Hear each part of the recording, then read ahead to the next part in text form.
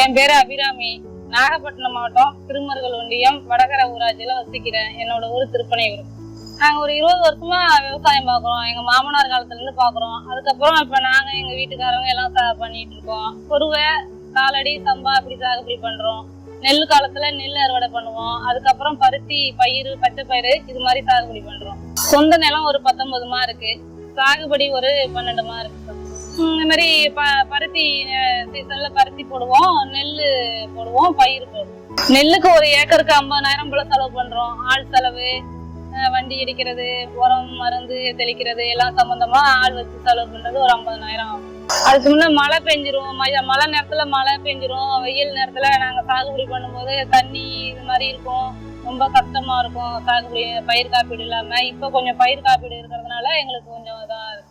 இந்த பிரதம மந்திரி காப்பீட்டு தொகையில எங்களுக்கு இப்ப பணம் கிடைக்கிறதுனால இந்த நஷ்டமாறதுனால கொஞ்சம் அந்த தொகை எங்களுக்கு வர்றது கொஞ்சம் ஈடு கொடுக்குற மாதிரி இருக்கு. 2023-24 நான் பருத்தி சாக்கு 2.5 ஏக்கர் பருத்தி போட்டிருந்தேன். அதுல வந்து ஒரு ஏக்கருக்கு 15,400 ரூபா, 2.5 ஏக்கருக்கும் எனக்கு ஒரு 36,037 ரூபா பணம் வாங்கினேன். எனக்கு கொஞ்சம் இது நஷ்டம் ஈடு தொகையா எனக்கு இருந்துச்சு. அதுக்கு போய் நாங்க ஊராட்சியில போய் விவோ சார்ட்ட வந்து வயலோட சித்தடங்களை வாங்கி விவசாய ஆபீசரை பார்க்கணும். பார்த்துட்டு எங்களோட ஆதார், பேங்க் புக்கு இதெல்லாம் கொடுத்து நாங்க இந்த காப்பீட்டுக்காக இன்சூரன்ஸ் பண்ணி இது பண்ணணும். அதெல்லாம் ஒன்றும் கஷ்டம் இல்லை, எளிமையா தான் இருந்துச்சு. அது எங்களுக்கு வந்து விவசாயம் நாங்க தொடர்ந்து எங்க விவசாயம் தான் எங்களோட தொழில். அதனால விவசாயம் நாங்க தொடர்ந்து செய்யறதுனால இது உங்களுக்கு கஷ்டமான வேலையாவே தெரியல. எங்களுக்கு ஒரு ஈஸியா தான் இருக்கு. வயலோட நிலத்தோட சித்த அடங்கல், எங்களோட ஆதார், பேங்க் பாஸ்புக்கு இதெல்லாம் கொண்டு போய் பதிவு பண்ணி நாங்க இது பண்றோம். இதுக்கு கிராம சபை கூட்டம் போடுவாங்க. அதுல விவசாய ஆபீசரு, இந்த இன்சூரன்ஸ் ஆபீசர், வேளாண்மை துறை ஆபீசரு எல்லாம் வருவாங்க. இது சம்பந்தமாக எங்களுக்கு தகவல் கொடுப்பாங்க. நாங்க அந்த கூட்டத்துல கலந்துப்போம். இதனால எங்களுக்கு தெரியுது சார், தெரியுது, கொஞ்சம் பயனடைகிறோம். போன வருஷம் பருத்தியில வந்து மழை பெஞ்சு எங்களுக்கு பூ பிஞ்சு எல்லாம் மழையில எல்லாம் கொட்டிடுச்சு. ரொம்ப எங்களுக்கு கஷ்டமா இருந்துச்சு. கடன் வாங்கி ஆனா அந்த காப்பீட்டு தொகை எனக்கு 2.5 ஏக்கருக்கு 37,000 ரூபா கொடுத்ததுனால அந்த கடன் தொகையை கொஞ்சம் ஈடு செய்ய முடிஞ்சது. எனக்கு கொஞ்சம் நல்லாதான் தெரிஞ்சிச்சு. அதை பத்தி தெரியும் எனக்கு. அந்த இன்சூரன்ஸ் கம்பெனிக்காரங்க ஒரு பேப்பர் கொடுத்தாங்க, அதுல இருந்துச்சு. நான் தேவைப்படும் போது அந்த நம்பரை நான் பயன்படுத்தி அதுல உள்ள பயனெல்லாம் தெரிஞ்சுக்குவேன். அதை பத்தி எனக்கு தெரியும்.